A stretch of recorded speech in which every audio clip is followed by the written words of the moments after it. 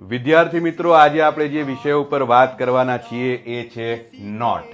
Wallet કે બેંકમાં રહેતી ચલણી નોટો નહીં, પણ ફ્રેન્ડ સર્કલમાં રહેતી ચાલુ નોટો.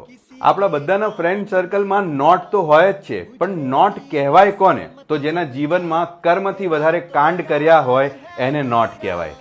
જેને આપેલા પૈસા આપણે નુકસાન સમજીને ભૂલી જવા પડતા હોય એને નોટ કહેવાય.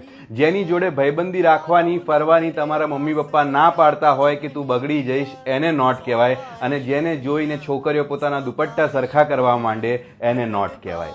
નોટના બે પ્રકાર છે. જે નોટને સાચવવી બહુ જ અઘરી હોય એને અઘરી નોટ કહેવામાં આવે છે, અને જે નોટ તમારા ગ્રુપ સિવાય બીજા કોઈ ગ્રુપમાં ચાલે નહીં એને ફાટેલી નોટ કહેવામાં આવે છે. આ નોટો એક ગોળી પીવડાવવામાં ડોક્ટર કરતાં વધારે અને સ્કીમો આપવામાં રિયલ એસ્ટેટના બિલ્ડર કરતાં વધારે પણ નિષ્ણાંત હોય છે. આ નોટ